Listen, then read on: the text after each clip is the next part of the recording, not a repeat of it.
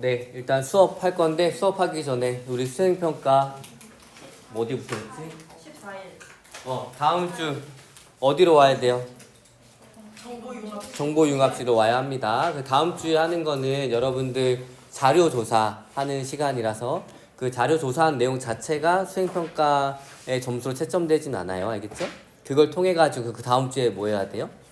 논술형 평가를 봐야 합니다. 알겠죠? 다음 주도 정보융합실, 그 다음 주 똑같은 시간에도 정보융합실로 와야 합니다. 알겠죠? 정보융합실 어디인지 알죠? 어디예요? 3층에 어딘가 있어요. 알겠죠?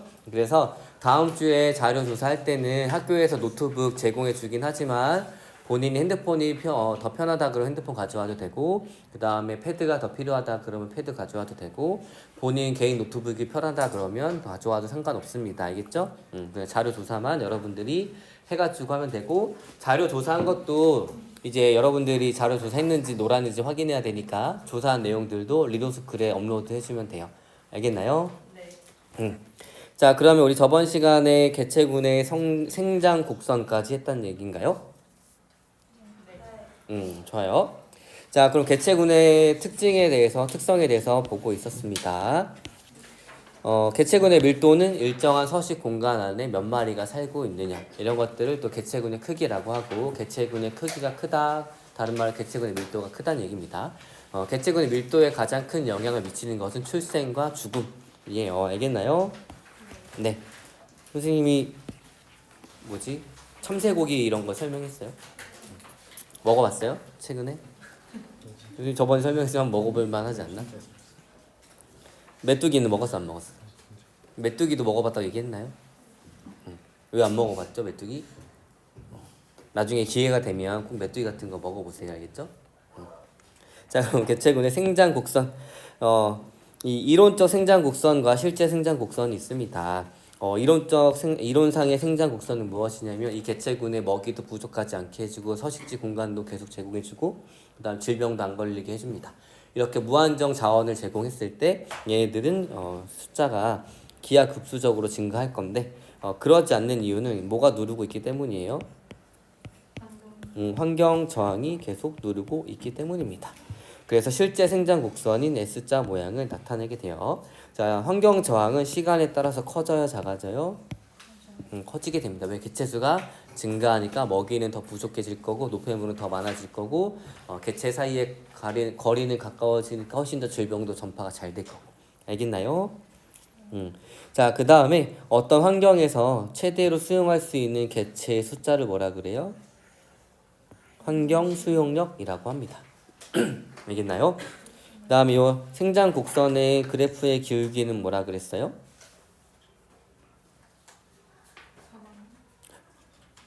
생장 곡선의 그래프의 기울기. 출생률에서 사망률을 뺀 생장률입니다. 알겠나요? 좋아요. 그래서 누가 더 크냐에 따라서 그래프의 기울기가 달라지게 되고, 개체군이 계속 증가할 것인지, 숫자가 일정할 것인지 혹은 감소할 것인지 정해지게 됩니다. 주의할 거는 그래프의 기울기가 0일 때 아무도 안 태어나고 아무도 안 죽는 게 아니라 태어난 비율만큼 죽는 비율이 같다. 요겁니다. 자, 효모 개체군의 생장 곡선 여기부터 하면 되나요? 그럼 얘를 앞에 외웠던 생장 곡선은 실제로 효모를 이용해서 한 거예요. 자, 효모 들어봤어요? 효모 어디서 많이 들어봤어요? 누가 한 번에 막걸리라고 탁 얘기를 하네. 많이 먹나 봐요. 막걸리 먹어본 사람? 없어요. 자, 막걸리. 안 먹어봤어요? 다행이에요. 아직 법을 잘 지키고 있네요. 아무튼 이 막걸리에 만들 때 효모를 씁니다. 그 다음에 여러분들 빵 만들 때 건조 효모 이런 거 들어봤어요? 그럴 때 쓰는 게 효모고, 효모는 조그만한 단세포성 생물인데 사람과 같이 핵이 있는 생물 중에 하나입니다. 효모 어디서 나왔게 우리? 한번 본 적 있는데. 생식의 종류 중에, 무성생식 중에, 분열법, 영양생식, 출하법 중에 어디서? 출하법의 예시로 효모가 한번 나왔었어요. 알겠죠? 볼게요. 뚜껑이 있는 시험관 8개에 포도당 수용액을 똑같이 넣습니다. 그러니까 시험관 8개를 준비하고 여기에다가 포도당 수용액 5ml씩을 다 똑같이 넣었어요. 이 포도당은 누가 먹고 사는 거냐면 효모가 먹고 사는 겁니다. 그 다음에 증류수에다가 건조 효모는 무엇이냐면 효모는 약간 건조해지면은 본인의 죽은 건 아니고 그냥 약간 모든 게 일시 정지된 느낌으로 있어요. 거기다 이제 물을 담가주면 애들이 깨어나면서 다시 살아가게 됩니다. 아무튼 건조 효모를 똑같이 넣고 35도씨의 일정한 온도를 유지해주는 수조에다가 넣습니다. 그리고 2시간마다 시험관 하나씩 꺼내서 관찰한 거예요. 첫 번째 시험관은 바로 꺼내고 두 번째 시험관은 2시간 뒤에 세 번째 시험관은 4시간 뒤에 이제 6시간 뒤에 8시간 뒤에 10시간 뒤에 동시에 시작했는데 먼저 보고 2시간 뒤에 보고 4시간 뒤에 보고 6시간 뒤에 보고 8시간 뒤에 봤다는 얘기예요. 그러면 그래서 효모의 개체수를 셌습니다. 이거 어떻게 셀까?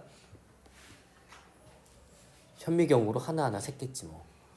그렇지 않아요? 이거 굉장히 노가다란 얘기예요. 이런 거. 자, 아무튼 효모의 개체수 20개입니다. 처음 시작했을 때 2시간 뒤에는 50개, 4시간 뒤에는 120마리, 그 다음에 6시간에 이렇게. 그러다가 어느 순간에 일정해져요? 240회. 그래서 그래프를 그렸더니 시간에 따라서 개체수가 S자 모양을 그리게 되고 이때 환경 수용력은 몇이에요? 그래서 240이 되는 겁니다. 알겠나요? 자, 얘는 왜 이론상으로 이렇게 쭉 개체수가 증가하지 못하고 S자 모양으로 돼가지고 일정해질까요? 뭐가 존재하기 때문에? 환경 저항. 그럼 여러분들이 생각하는 여기에서의 환경 저항은 무엇이 있죠? 일단 먹이. 처음에 포도당 수용액 넣어주고 계속 넣어줬어요? 안 넣어줬어요? 안 넣어줬죠. 그러니까 걔가 환경 저항이 되는 거고 그 다음에 시험관을 계속 넓은 데로 줬나요? 안 줬나요? 안 좋지. 그러니까 서식 공간도 환경 저항이 될 거예요. 오랜 시간이 지나면 얘네들은 어떻게 될까?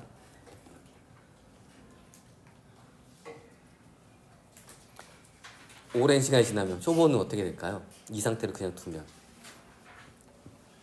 먹이가 없어지니까 개체수도 점점점 줄어들지 않을까? 좋아요. 자, 효모는 포도당을 양분으로 사용하여 증식하고 약 6시간까지는 개체수가 빠르게 증가하다가 점차 느리게 증가합니다. 어느 시점이 되면 개체수가 더 이상 증가하지 않은 S자 모양으로 나타나게 돼요.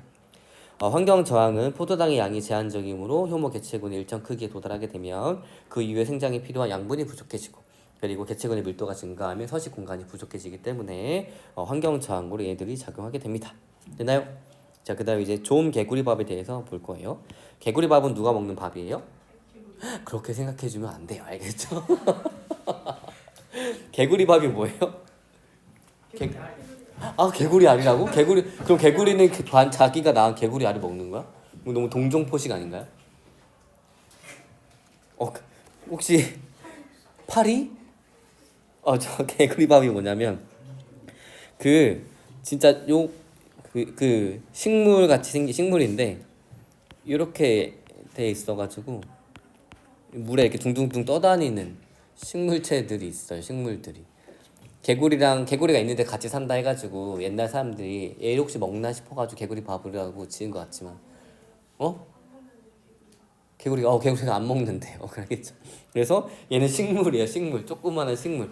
수생식물, 물 위에 둥둥둥 떠다니는 부엽식물인가? 아무튼 그 식물입니다. 알겠죠? 개구리가 먹는 밥이라서 개구리밥.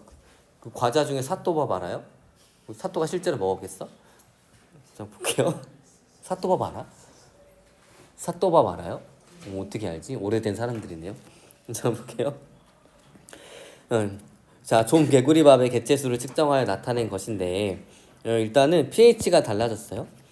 pH에 따라서 봤더니 4에서는 이렇게 성장하고 5에서는 이렇게 개체수가 증가하고 7에서는 이렇게 개체수가 증가했어요.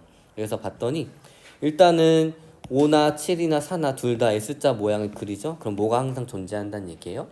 환경 저항이. 좋아요. 그러면 S자 모양을 그리는데 환경 저항으로 작용하는 것들은 이 좀 개구리밥이 본인이 살아가는 데 필요한 무기 염료 양이 줄어들 수도 있고 서식지 공간이 부족해질 수도 있고 그렇죠? 자, 그런데 우리는 또 pH에 따라서도 볼 거예요. 자, pH5와 47이 있습니다. 누가 더 개체수가 많아요? 환경 수용력이 커요? pH5가. 그럼 얘는 어디에서 더 잘 자란다는 얘기예요? pH5에서 훨씬 더 개체수가 증가하는 게 좋다는 얘기입니다. 그러니까 원래 pH5에서는 이만큼 자랄 수 있는데 pH가 변하니까 눌렀네? 그럼 환경 저항이 커진 거예요? 작아진 거예요? 커졌어요. 그래서 pH도 환경 저항으로 작용할 수 있다는 얘기입니다. 알겠나요? 볼게요. 자, 좀 개구리와 개체군의 개체수는 서서히 증가하다가 급격히 증가한 후 더 이상 증가하지 않고 일정하게 유지가 됩니다. 그래서 좀 개구리밥의 생장 곡선은 S자 모양을 나타내게 돼요. 알겠나요? 작품할 거면 크게 하고 산소 들이마셨나요? 좋아요. 자, pH5에서는 좀 개구리밥 개체수가 잘 증가하지만 pH4와 7에서는 잘 증가하지 않습니다. pH에 따라서 좀 개구리밥 개체군의 생장 속도가 달라지는 것을 보아서 pH도 환경 저항으로 작용하는 걸 알 수가 있어요. 알겠나요? 자, 이제 개체군의 생존 곡선에 대해서 알아보도록 하겠습니다. 자, 생존 곡선.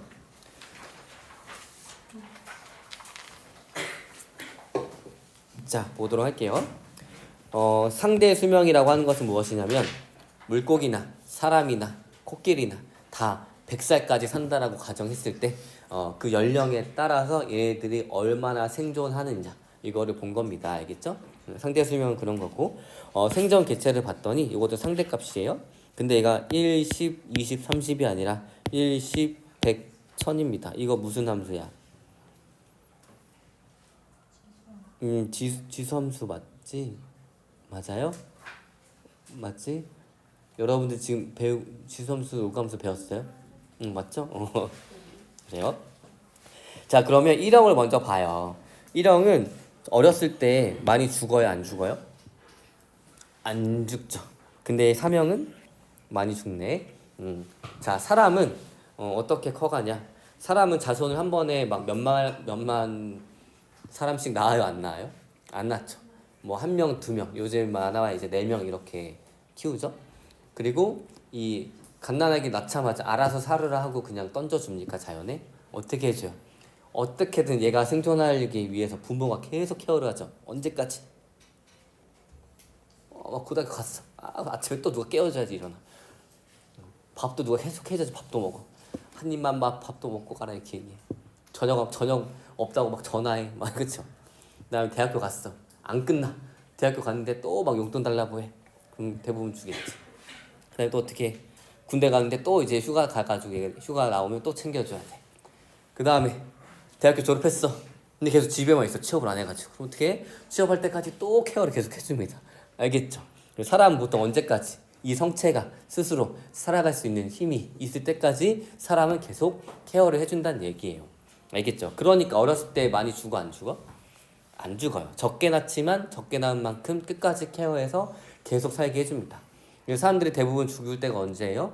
평균 수명을 다 했을 때 한 80에서 90대 후두둑 이게 죽는다는 표현이구나. 이렇게 많이 사망할 거 아니에요, 그렇죠? 맞죠? 그래서 이런 같은 경우에는 초반에 자손수를 적게 낳지만 부모가 엄청나게 잘 케어를 하기 때문에 본인의 생리적 수명을 다 하고 그때부터 많이 죽게 됩니다. 알겠나요? 그런데 얘는 반대예요. 어류나 조개 같은 애들은 어떻게 하냐면 바닷속에 살면서 물고기가 알을 몇만 개씩 확 뿌려요. 그럼 어떻게 돼? 살 놈만 살아라. 이렇게 되는 거예요. 그래서 한 몇만 개 중에 한두 개 삽니다. 그렇게 해요. 그럼 부모가 케어하는 거 안 하는 거야?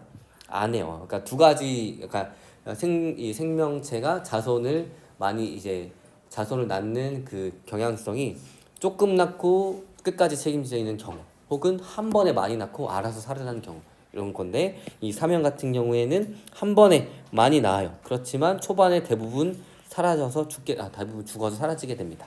그렇지만 살아남은 애들은 끝까지 잘 살 수 있어요. 알겠나요? 이런 것들을 사명이라고 합니다. 볼게요. 자, 개체군의 생존 곡선. 이미의 개체군에서 동시에 출생한 개체들을 상대 수명에 따라서 생존한 개체수 그래프로 나타낸 것입니다. 자, 1형 볼게요. 적은 수의 개체를 낳지만 부모의 보호를 받아서 초기 사망률이 낮고 대부분의 개체가 성체까지 잘 성장을 합니다. 그리고 생리적 수명을 다하고 죽어서 후기에 사망률이 높아요. 그리고 수명이 대부분 길어요. 우리가 물고기보다 좀 오래 살지 않을까요? 그쵸? 자, 예를 들어 사람, 코끼리, 돌산양 등의 대형 포유류가 여기에 해당하게 됩니다. 자, 그 사명 먼저 볼게요. 많은 수의 자손을 낳지만 부모의 보호가 없어가지고 초기에 사망률이 엄청나게 높아요. 그래서 성체로 생장하는 개체 수가 적습니다. 굴, 어류 등의 어패류가 여기에 해당합니다. 자, 이 형은 무엇이냐면 출생 이후 개체 수가 일정한 비율로 줄어드는 거예요. 사망률이 비교적 일정합니다. 다람쥐 등의 초식 동물류, 그 다음에 히드라, 그 다음에 기러기 등이 있습니다.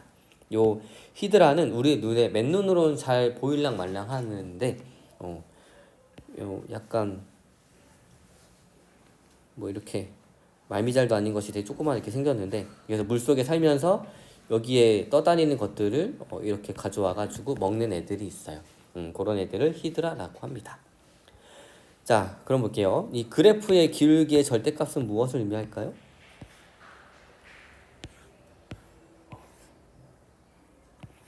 기울기가 커. 그러니까 많이 죽지.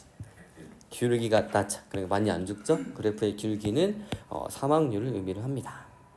볼게요. 개체군의 생존 곡선에서 기울기의 절대값은 사망률을 의미를 합니다. 그래서 이 생존 곡선을 사망률로 나타낼 수도 있어요. 그럼 1형 같은 경우에는 초반에 그래프의 기울기가 완만해요, 급해요?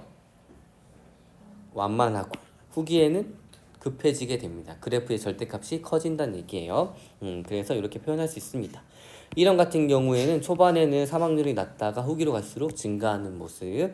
그 다음에 3형은 초기에 사망률은 높지만 나중에는 감소하는 모습.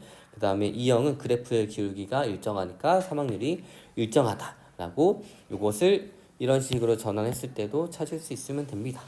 알겠나요? 좋아요. 자, 그럼 이제 개체군의 연령 피라미드에 대해서 알아보도록 하겠습니다. 연령에 따라서 어떤 연령이냐면 생식을 할 수 있느냐 이걸 기준으로 했을 때 생식 전 연령층, 생식 연령층, 생식 후 연령층 이렇게 세 가지로 나눠보게 됩니다. 자, 발전을 보게 되면은 생식 연령층, 생식 전 연령층, 생식 후 연령층이에요. 생식 후 연령층은 더 이상 생식을 할 수 없는 애들, 그러니까 자손을 낳을 수 없는 애들, 얘네들은 현재 자손을 낳을 수 있는 애들, 미래의 자손을 낳을 수 있는 애들이에요. 자, 개체수가 미래의 자손을 낳을 수 있는 애들이 많아요. 그러면 이 개체군은 점점점 크기가 커질까요? 작아질까요? 앞으로 자손을 낳을 수 있는 애들이 지금 자손을 낳을 수 있는 애들보다 훨씬 더 많아요. 그러니까 개체군의 숫자가 점점점 증가하겠죠. 그래서 발전형이라고 합니다. 생식전 연령층의 개체수가 많아서 개체군의 크기가 점점점 커져요. 자, 안정형은 생식 연령층과 생식 전 연령층의 개체수가 비슷합니다. 그래서 개체군의 크기 변화가 적어요. 자, 쇠퇴형이에요. 자, 생식 연령층보다 생식 전 연령층의 개체수가 적어요. 그러니까 지금 자손을 낳을 수 있는 개체수보다 앞으로 자손을 낳을 수 있는 개체수가 훨씬 더 적다는 얘기예요. 그럼 집단의 크기, 개체수가 점점점 감소하겠죠.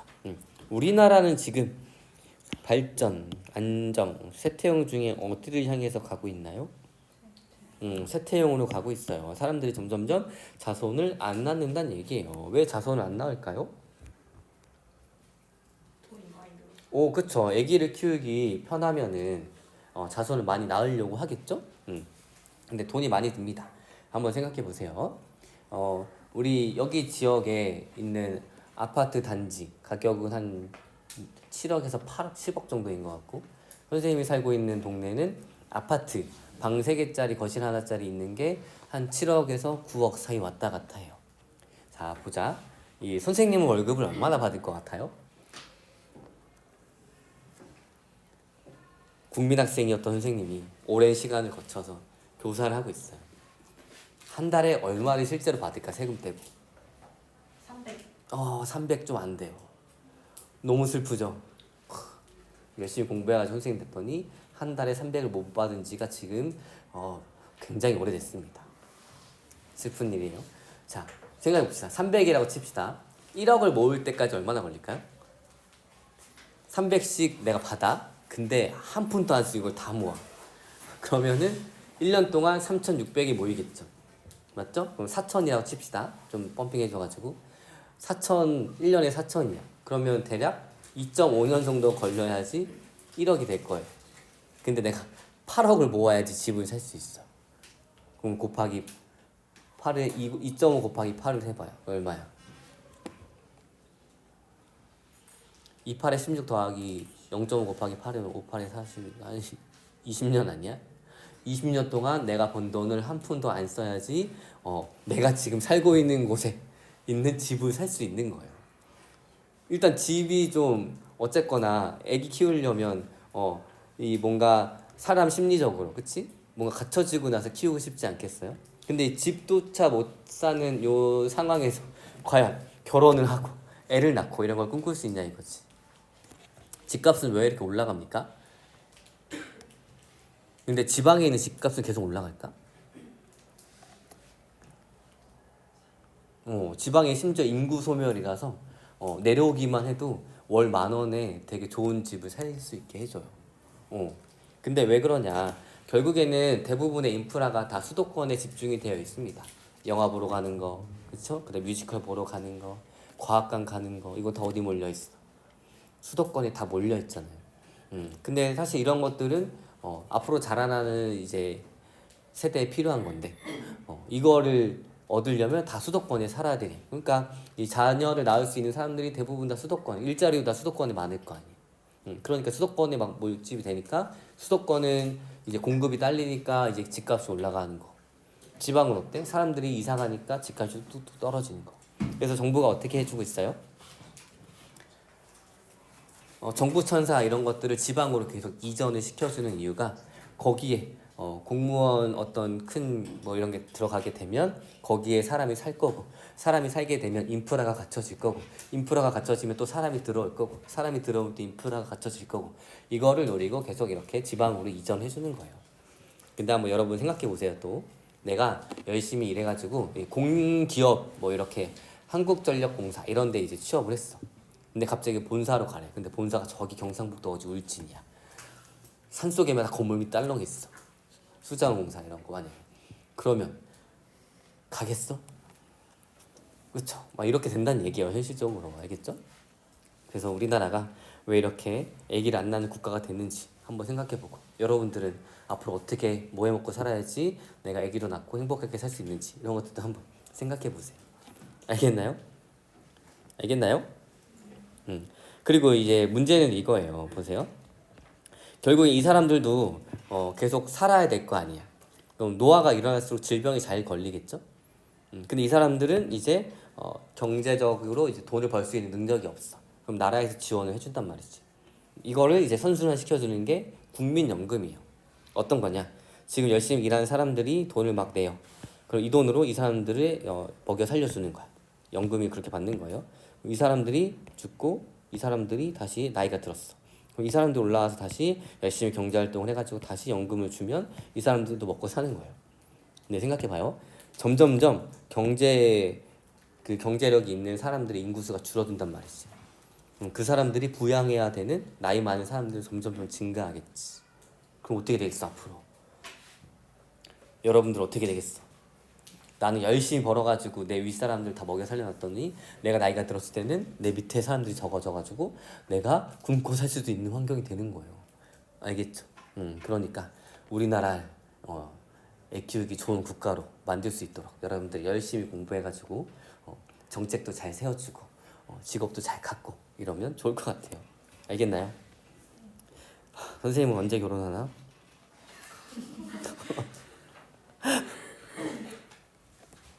언제 결혼하지? 선생님 초반에 얘기했나요? 아직 결혼 안 한 이모, 고모 계시면 왜 계셔? 아니요. 자 볼게요. 이제 개체군의 주기적 변동에 대해서 알아보도록 하겠습니다. 개체군의 크기는 환경, 그 다음에 먹고 먹히는 관계 이 두 가지에 의해서 많이 주기적 변동이 일어나게 됩니다. 그래서 이제 환경 요인 변화나 피식과 포식 관계에 따라서 주기적으로 변하는데 일단 환경 요인에 따른 개체군의 주기적 변동에 대해서 알아보도록 할게요. 이 돌말이라고 하는 것은 무엇이냐면 물속에 사는 식물이라고 생각해 주면 돼요. 물속에 살면서 광합성을 하는 식물이라고 생각해 주면 됩니다. 얘가 살아가기 위해서는 영양 염류라는 것도 필요하고 그 다음에 적당한 온도와 빛이 있어야지만 광합성이 잘 일어날 수 있어요. 알겠나요? 자 겨울이에요. 너무 춥죠? 그다음에 햇빛도 너무 없죠. 그러니까 광합성이 잘 일어날 수 있어요, 없어요? 없죠. 그러니까 얘네가 필요한 영양 염류의 양이 굉장히 많다 하더라도 돌말의 개체수는 굉장히 적습니다. 왜냐하면 빛도 너무 약하고 수온도 너무 약하기 때문이에요. 자, 그러다가 봄이 돼요. 지금 봄이죠. 기온이 점점점 어떻게 돼요? 올라가게 됩니다. 햇빛이 많이 지치니까 이제 기온이 올라가게 돼요. 특히 이제 수온이 올라가게 됩니다. 그러면 얘들이 광합성을 하기에 너무 적당해. 그리고 영양 염류도 많았어. 그러니까 영양 염류를 소비하면서 개체 수를 막 증가하기 시작해요. 자, 증가하면 어떻게 돼? 영양 염류가 소비가 되겠죠? 그래도 여기까지 증가했는데 보니까 영양 염류 양이 너무 적어. 그러니까 얘도 다시 감소하게 됩니다. 알겠나요? 자, 감소를 했어요.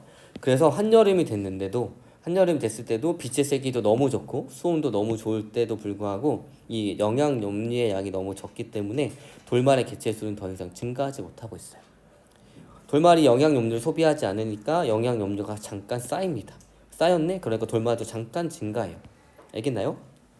증가했더니 다시 영양 염류의 양이 사라졌고 그러니까 다시 감소합니다. 그러다가 이제 영양 염류가 쌓이긴 하지만 드디어 이제 가을이 돼요. 그래서 빛 약해지고 수온도 낮아지니까 영양 염류가 많다 하더라도 돌말의 개체수가 더 이상 증가하지 않고 일정하게 유지가 됩니다. 얘는 그래서 1년 주기로 되는 거예요. 알겠나요? 자, 글로 한번 볼게요. 봄, 영양 염류가 충분한 상태에서 빛의 세기가 강해지고 수온이 높아짐으로 돌말의 개체수 크기가 증가합니다.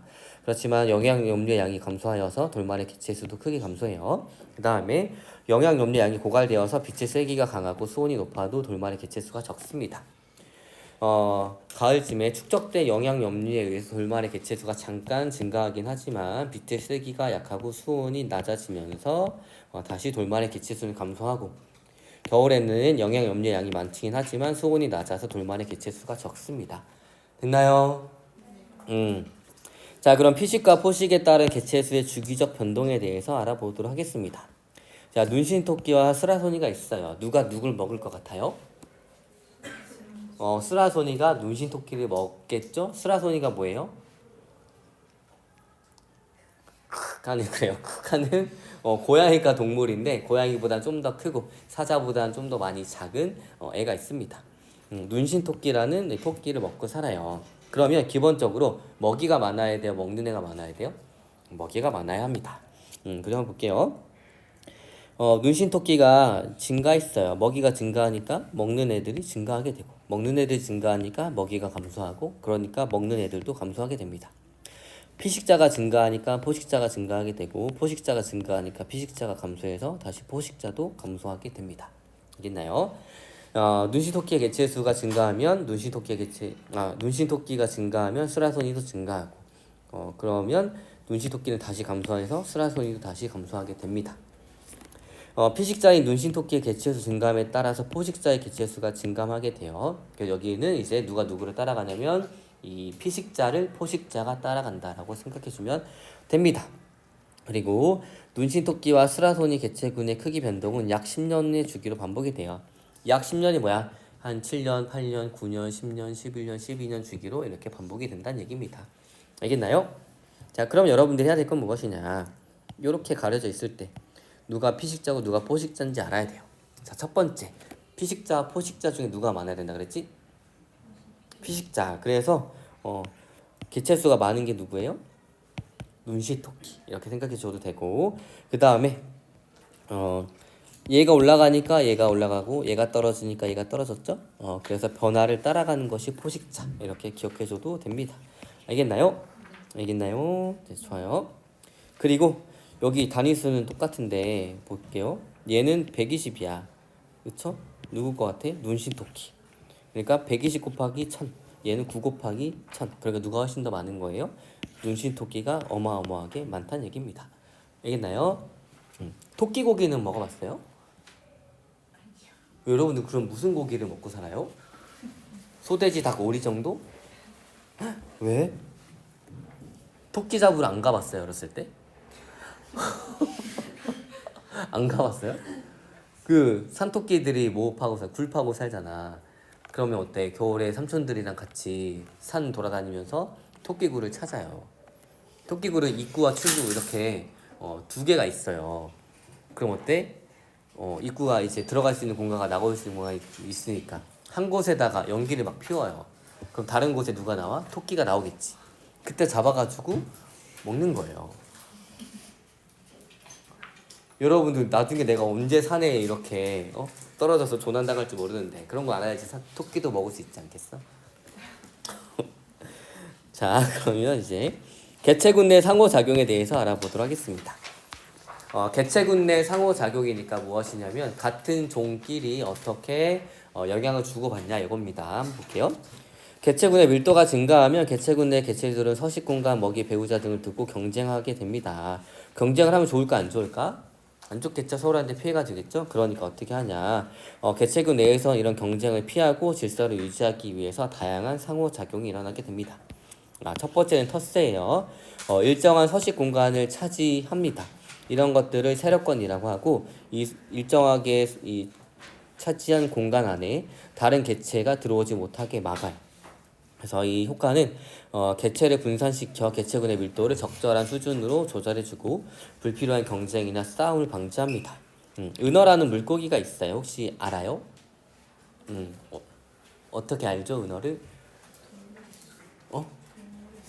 동물의 동숲에서 은어가 나와요? 그 낚시합니까? 동숲에 은어가 나와? 은어 잡으면 뭐 돈 줘요? 박물관에 기증해 은어를? 그런 다음에 어떻게 해?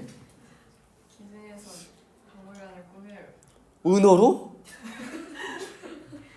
은어를 잡아가지고 은어를 먹지도 않고 박물관에 기증해가지고 은어 박물관을 만드는 거예요? 아니 다른 물고기로 다 그래? 그럼 박물관 만들면 뭐가 좋아요? 선물 줘요. 누가 선물 줘? 거기 부엉이가. 부엉이가? 무슨 선물을 줘요? 잘 모르겠어요. 그래요? 선물이 실제로 나한테 뭐가 떨어지는 거야? 그러니까 내가 실제로 진짜로 재화를 받는다 이거냐? 돈을 받냐? 그냥 기분이 좋아요. 단지 기분만 좋기 위해서 그 많은 시간과 그 비싼 기계로 게임을 한단 말이야? 아니 시장에 팔면 돈도 받을 수 있어요. 그러니까 가게에 팔면. 그러니까 그게 실제 가게에서 파는 거 실제 돈이 아니라 그 세계에서만 통하는 거 아니야? 그게 무슨 의미가 있어? 거기서 무슨 의미가 있습니까? 실제로 나한테 돈이 되는 것도 아닌데 왜 하는 거야? 그래요? 그럼 그때 은어의 모습을 봤나요? 어떻게 생겼어요? 그렇죠. 자, 은어 물고기인데 요렇게 이렇게 생겨가지고 이 정도 사이즈긴 해요. 이 정도 사이즈. 근데 은어는 뭐를 먹냐면 요렇게 돌에 붙어있는 바위에 붙어있는 이끼류 같은 것도 먹고 조그마한 곤충들도 먹습니다. 그러니까 요거를 하나씩 차지하는 게 좋아요. 그래가지고 요거 하나 차지하고 이 정도 공간을 본인이 차지해서 아무도 들어오지 못하게 합니다. 이런 것들을 세력권이라고 하고 이런 것들을 텃세를 부린다라고 얘기를 합니다. 그리고 은어는 맛이 굉장히 좋기 때문에 일반적으로는 고급 식재료로 속해가지고 예전에는 이제 임금님 수라상에 올라가는 진상품이었다라고 또 얘기를 합니다. 그리고 선생님도 은어를 먹어본 적은 없지만 은어를 먹게 되면 약간의 수박향이 난다고 해요. 알겠죠?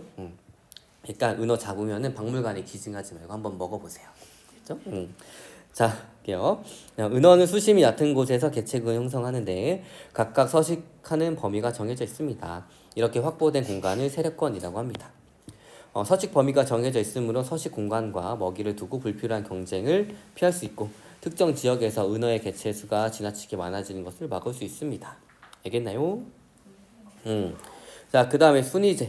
힘의 서열에 따라서 순위를 정해서 먹이나 배우자를 차지합니다. 그래서 1, 2, 3순위 이렇게 순위가 있고 이를 통해 가지고 개체군의 질서를 유지하고 불필요한 경쟁을 줄일 수가 있어요. 닭은 싸움을 통해 순위를 결정하고 순위에 따라서 먹이에 먹는 순서가 정해집니다. 그다음 큰 뿔량인 순양은 뿔의 크기와 뿔치기로 이제 순위를 정하고 1번 원숭이는 힘의 세기로 순위를 정하고 그 순위에 따라서 암컷을 차지합니다. 여기가 닭이에요. 꼬꼬꼬꼬꼬꼬. 여기 스페인어 배우는 사람 있어요? 닭 소리 어떻게 옵니까? 안 배웠어요, 닭 소리? 나중에 스페인 선생님한테 꼬꼬리꼬리꼬 한번 문양 한번 여쭤보세요. 알겠죠? 아무튼 닭이 있어요. 여러분들 치킨 좋아하나요? 그럼 치킨을 먹기 위해서 닭을 죽여야겠네. 치킨을 우리가 이 우리나라에서 한두 마리 먹는 게 아니겠지. 그럼 닭을 많이 죽여야 된단 말이지. 닭은 어떻게 죽일까? 많은 양의 닭을. 닭공장 견학해 본 적 있어요? 없어요? 그래서 견학을 갔다 왔어요. 그럼 닭을 어떻게 죽여 처음에? 어떻게 죽여? 확 목을 비튼다고? 안 돼요. 그럼 고통스럽게 죽는 거 아니에요? 그럼 어떻게 그리고 목뼈가 상하잖아. 그치? 우리 목뼈도 먹는데, 그치? 그럼 어떻게 죽여? 올려가지고 어떻게 죽입니까? 공장에서 죽여요. 그럼 공장은 가장 이득이 많은 방향으로 죽여야겠지. 죽일 때 많은 품이 들지 않고 그리고 고통 없이 빠르게 죽일 수 있는 거. 전기 충격을 가합니다. 닭들이 딱 이제 쓰러진단 말이지. 그 어떻게 닭을 뒤집어 매달아가지고 컨베이트 벨트에 꽂아요. 그러면 어디를 딱 지나다 오면은 닭털이 다 빠져 있고, 어디를 지나면 모가지가 잘려 있고, 어디를 지나면 내장이 다 빠져 있고, 어디를 지나면 닭날개가 빠져 있고, 어디를 지나면 이렇게 빠져 있어요. 여러분들이 그러니까 닭날개만 먹는 거, 윙 먹고, 봉 먹고, 그렇게 하는 거예요. 그러면 이 닭 입장에서 한번 생각해 봅시다. 닭은 한 수명이 막 10년인가 15년인가 그래요. 근데 우리가 먹는 닭은 몇 살짜리 닭을 먹을까? 2살도 안 돼가지고 1살? 1년도 안 산 것들을 몇 개월만 키워가지고 먹는 거예요. 닭의 일생을 봐봐. 태어났는데 심지어 이제 보통 숫병아리들은 거기서 바로 죽여요. 알을 안 낳기 때문에. 아무튼 슬픈 일이죠. 아무튼 닭 입장에서 봐봐. 태어난 지 얼마 안 돼서 누가 모이를 막 줘. 근데 그게 나를 키워서 먹으려고 하는 거야. 갔더니 이제 공장식으로 다 잘려서 죽어요. 그러면 닭의 권리는 누가 찾아줘? 누가 찾아줘? 우리가 찾아줘야지. 그치? 그러면 닭고기를 먹긴 먹어야 돼. 그치? 그러면 닭을 최대한 좋은 환경에서 얘네들 복지를 잘 실현시켜주면서 죽이고, 그 다음에 죽일 때도 어떻게 돼? 고통 없이 죽여야 되지 않겠어요? 너무 웃긴 건 이 닭이 막 이제 사람인지라 이게 잘려있는 닭을 튀겨진 거 보면 맛있다고 생각하지만 닭공장을 견학 가가지고 닭의 죽어가는 모습, 생명이 약간 공장식으로 이렇게 변하는 모습을 보게 되면 굉장히 막 마음이 슬프고 막 힘듭니다. 그런데 닭공장을 견학 갔다가 오면 닭공장에서 뭘 주는지 알아요? 치킨을 줘요. 아무튼 슬픈 일이에요. 자, 그러면 닭을 죽이지 않고 고기를 먹을 수 있으면 되지 않을까요? 소돼지 닭 죽이지 않고. 소도 소고기 먹으려면 소를 죽여야 되잖아. 소 어떻게 죽여?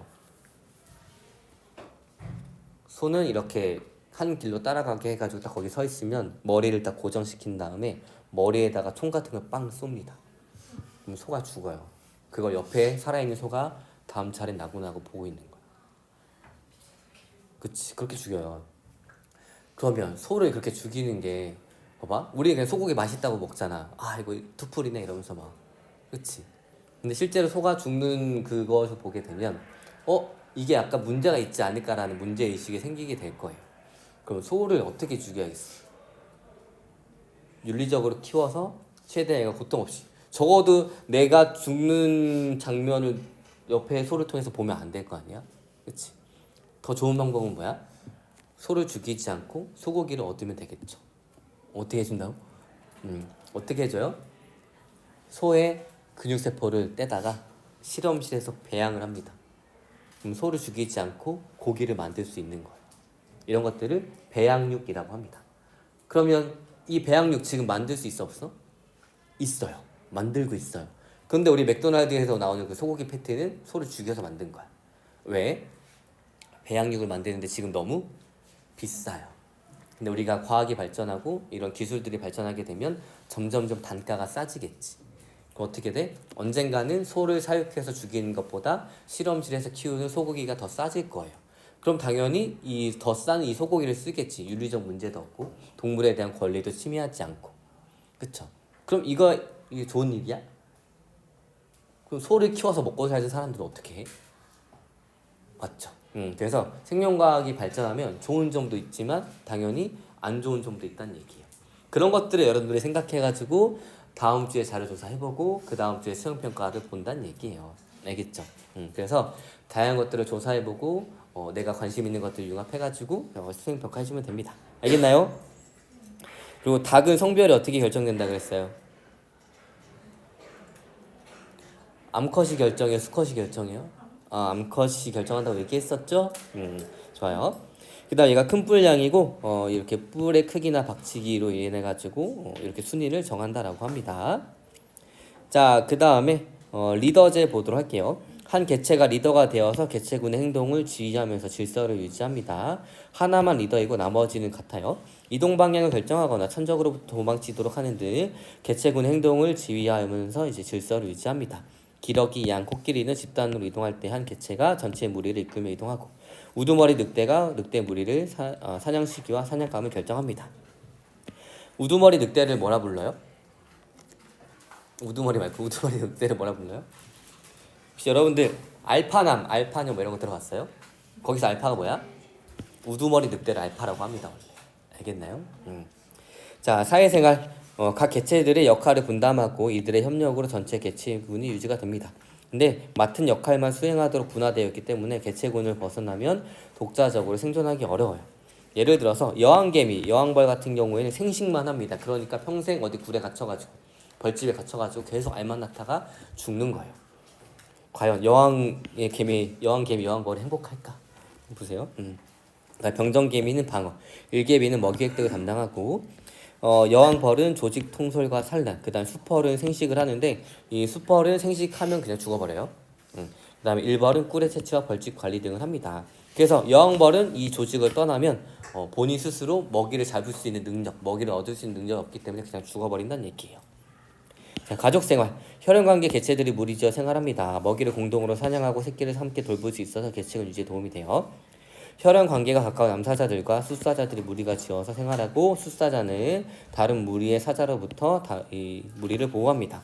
이외에 코끼리, 제비 등도 가족생활을 하는데 여기 코끼리 어디 하나 나왔었는데 리더제에 코끼리도 있고 가족생활에 코끼리도 있어요. 그럼 코끼리는 둘 다 하는 건가요? 네, 둘 다 하는 거예요. 리더제이면서도 혈연관계입니다. 약간 옛날 가부장 제도라고 생각하시면 돼요. 혈연관계인 가족들이 있지만 거기에 가장은 한 명이었지. 그래서 어떤 생명체가 어떤 생활을 하는지는 그 글을 보면서 여러분들이 판단할 수 있으면 됩니다. 알겠나요? 자, 이런 것들이 개체군 내 상호작용이에요. 여러분들 근데 전학생 오면 텃세 부립니까? 텃세를 부리면 우리 인간은 동물이기 때문에 본능도 가지고 있고 인간이기 때문에 뭐도 있어요? 이성도 있어요. 그쵸? 그러면 전학생이 왔어. 텃세를 부리는 거는 내가 동물적인 본능을 따라가는 거야? 아니면 인간적인 이성을 따라가는 거야? 동물입니다. 그리고 누가 텃세 부리면 쟤 동물인가 봐 이렇게 얘기하면 되고 그 다음에 내가 힘이 더 세다고 너 급식 내가 먼저 먹을 거야 스치게 하면 돼? 안 돼? 안 돼. 그럼 걔는 뭐야? 동물인가 봐 이렇게 해주면 됩니다. 알겠나요? 네, 그래서 오늘은 여기까지 고생했습니다.